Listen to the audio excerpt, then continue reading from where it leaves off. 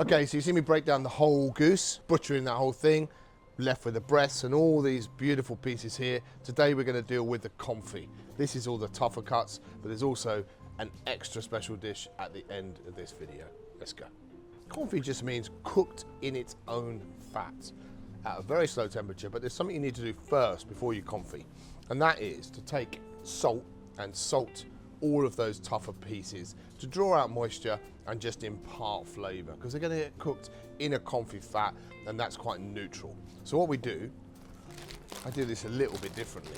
I take some lovely fresh thyme in there, we'll take some whole garlic in there, a couple of star anise, lots of peppercorns, and then salt. By rule, it's about 5% salt for the weight of the confit you're using, but I'm kind of eyeballing that because I know where I am. I put it in a bag and I just use a pan, smash that all up. That noisy? No, you all right? Right, now what goes in here, so we just want a nice tray. This is all this is doing is going in the fridge for kind of 12 hours. So just gonna put all the bits in there, the wings, they get confit really nicely. Mix that in goes the legs really nicely, like that. They go in. This definitely ain't all fitted in here, but you'll get the point. These are the gizzards, really important as well. They're delicious, the gizzards. The liver, no, they're not going in here. The wings are going in. They're all just getting packed in really nicely. That's getting covered and left in the fridge. And the neck as well, so much meat on the neck of the goose. And this is just really nice because we're not wasting anything of the goose. We're maximizing that. It's a huge investment, a goose like that. So you want to try and maximize it and get all of that lovely flavor out of it. This is the neck. I've taken the neck out of the neck cavity, and this is the neck as well. This would also go in here and leave this as well for about 12 hours. Cover that now in cling film in the fridge. Once it's had 12 hours, we're very simply going to take that out, wash it in cold water, and then dry it for stage 2. So 12 hours later, you take that meat out of the fridge, you unwrap it, and then you very gently wash that under cold water. And then I dry it with a cloth just to get rid of the excess water. And then we want to pop all of those pieces, the leg, the wings, all the gizzards, beautiful, all those winglets. Got loads of meat on there, but it's really tough meat. You can't roast that meat. And there's the neck as well, the other leg, and the wing. That all goes onto a nice tray. And then that part, we're going to make something really interesting in a moment. On top of all of this meat, and it practically cooks at the same sort of time, so you can do all this together. This is that goose fat that we rendered from the goose butchery before. So we rendered all that down. We then pour that over the top of all the goose. This gets a little cartouche on the top, and it goes in the oven at 120 degrees for 3 hours. Really gently, nice and slowly, and it confits in its own fat. Out it comes, let it relax, and then to serve this meat, all you need to do is pop it onto a tray into a nice hot oven, 180 degrees, band 4, let it roast, and it will come out really beautiful and crispy. That's it. Okay, so that's the confit dealt with. This is the bit I really want to show you. Here's a beautiful thing. If you want to use that whole goose from beak to foot, this is how you do that. This is the neck end. I'm going to make a terrine of the neck. We're going to use that to serve perhaps Boxing Day, cold meats, your coleslaws, your pickles.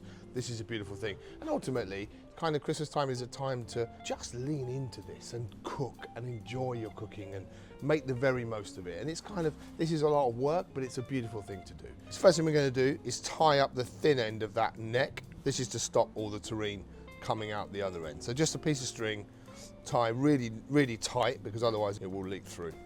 Just tie that up. This is going to get submerged in that confit fat again and cook, so really important. Leave the string quite long. Right, now we need a filling, a suitable filling, and I've prepared a load of lovely, beautiful stuff here. This is that confit when it goes back in the oven on a tray, nice and crispy now, nice and cooked. I've cooked some whole shallots there in the fat as well, so they're soft in the skin. I've confit some potatoes, some little shallot potatoes in goose fat, and I've also confit some more shallots. I've got some cranberries, I've got some parsley, I've got some very expensive green pistachios, and I've got a little bit of that liver as well. And I've got some mushrooms. There's a lot of stuff here. I've got some mushrooms, and that's also cooked with a bit of shallots. They're warm. What's really important here is that everything is cooked with the same fat. We're not trying to combine olive oil and butter and duck fat and goose fat and 4 different fats. We'll end up with a really odd setting temperature. You just won't get that compression and that setting. Everything here has been put through goose fat at one point or another, and it's really important that you stick to the same fat to make a terrine like this. Now's that really lovely process of just basically putting everything together into my bowl. So in goes my potatoes, a little bit of that fat as well. In goes my shallots. This is basically the same as the middle of those there. They've just been cooked in the skins. I'm going to add a few cranberries because it's that season, and they bring colour actually, and they also bring a little bit of acidity. There's some chopped parsley there. In goes the pistachios, green pistachios. In goes my beautiful chanterelle mushrooms. What I like is that sort of piling it all up, seasoning it, and then just bringing it together. Beautiful. There's the liver and its fat, really important, that goes in. This is that meat off of the wing, that all goes in. Tend not to put the skin in, kind of a bit chewy, so we try and keep that out. Look at that beautiful confit. Remember, this has been salted, so super nice and seasoned, no moisture in there. I think confit goose is one of those things that's just a whole nother level of flavour. Really, really meaty, really delicious, seasoned, really rich as well. I mean, you're not going to want to eat a whole lot of this. No bone, no gristle, no fat in there. And all we need to do now is just bring this together. I'm going to break those potatoes a little bit because they're a bit big. Bring it together. Don't smash it. You just want it to all sort of blend and amalgamate and feel like they're all one thing. But when you cut through the terrine at the end, you want to sort of be able to identify what's what. So there we go. There's our filling. And all that needs to do now is get into our neck casing. So you don't need to put all that mix into a piping bag. Generally, I wouldn't. You can just push it into there, but this is a sort of slightly easier way of doing it. And the other thing to mention is that to get that confit meat off the bone, it's better if it's warm, or certainly room temperature, not out of the fridge, just to get the maximum meat off that bone. Into that casing goes all that lovely stuffing mix, and you want to try and make sure there's no air pockets. So squeezing in, it's a bit like a sort of filling a sausage casing. In it goes like that. Get as much as you can in there towards the end, and then all we need to do now is take another piece of string. It's quite important how you cut that off at the other end, so you just try not to disturb it. Place the string underneath like so, and then you can, if you catch it just at the edge there, you're making this beautiful vessel like that. There we go. It will cut itself off. It's important that it is sealed and nice and tight like that, because it's going to now get submerged into goose fat and confit again in its own right. So that's really just to cook the actual neck and let everything blend together. And I would be doing about 4 or 5 necks at a time with that. So that's our neck. Some are longer, some are shorter. So that's the neck. That goes into a pan with the goose fat. That gets cooked at a very low temperature on the top of the stove, but it should never boil and never get over 80 degrees, really, really slowly. And it will take about 2 hours to cook. Once that's cooked, I then transfer the whole thing to the fridge and chill it in its own fat. This is the finished article. This is what happens. So all that in there is goose fat. That terrine sat in the goose fat for 2 hours really beautifully, and I just lifted the pan up when it was cooled down. I popped it in the fridge. We don't want that excess fat on there, but we can reuse the fat, which is really important. Cook all your confit in it, really beautiful. And we're just going to use the cling film to sort of tighten that up, hold the shape, and also keep it wrapped in the fridge as well. Kind of a nice way to hold on to it. And then we just tighten the ends up a little bit, and that's nice. We've got a nice bit of structure now. Now we can carve that for the plate. Now, when I serve this, this is kind of a great opportunity to serve lovely pickles, a piccalilli, a bit of coleslaw, a bit of pickled walnut, that kind of thing. It needs high acidity with it. Just a bowl of cornichons will be perfectly fine. But I'm going to use something slightly different. So these are persimmon, around the Sharon fruit family, but that's a persimmon, brilliant in the sort of Christmas time of year.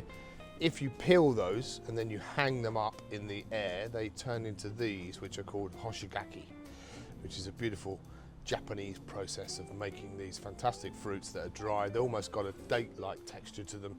I love them, especially with things like terrines and confit and rillettes and things like that. So we're just going to serve them with the lovely hoshigaki. When we cut any terrine, it's good to warm the knife up first. It just helps it glide through and give us a much cleaner finish. Take the end off because that's where the string is as well. Get rid of that, we don't want that part. And then we're just going to cut a couple of nice slices like that. Cut through, beautiful.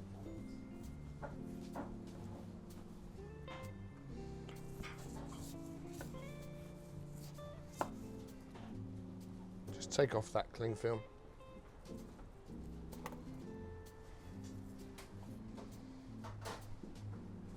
A couple of slices of our fantastic hoshigaki on there as well.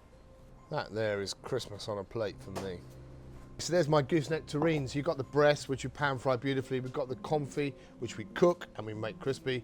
And then of course, if you want to utilize that whole animal, which is a huge investment, you can make this fantastic terrine to serve on Boxing Day with your pickles or your beautiful dried fruits. This for me is a celebration of cooking at Christmas. Enjoy.